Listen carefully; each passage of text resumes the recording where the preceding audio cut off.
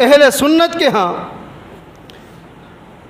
قرآن کریم کے بعد جو سب سے زیادہ معتبر کتاب ہے وہ صحیح البخاری ہے، جن کے بارے ہمارے یہ جذبات ہیں کہ اصح الکتب بعد کتاب اللہ الصحیح البخاری، قرآن کریم کے بعد سب سے زیادہ اصح کتاب، سب سے زیادہ معتبر کتاب وہ صحیح بخاری ہے۔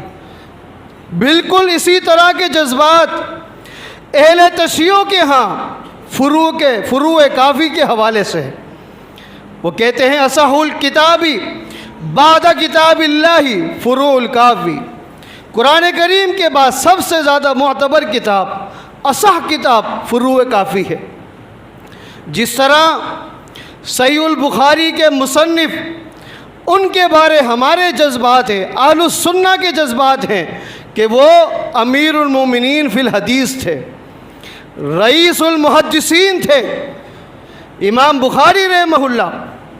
بالکل اسی طرح کے جذبات اہل تشیع کے ہاں فروع کافی کے مصنف ابو جعفر محمد بن یعقوب کے حوالے سے ہے کہ وہ رئیس المحدثین تھے، امام المومنین تھے، شیخ الاسلام حافظ الحدیث ابو جعفر محمد بن یعقوب ہیں۔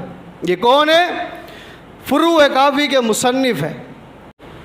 اور میرا یہ موقف ہے جو اہل سنت ہے وہی اہل حدیث ہے، جو اہل الحدیث ہے وہی اہل السنہ ہے، اس لیے کہ یہ مترادف الفاظ ہیں، یہ دونوں الفاظ ہم معنی ہیں۔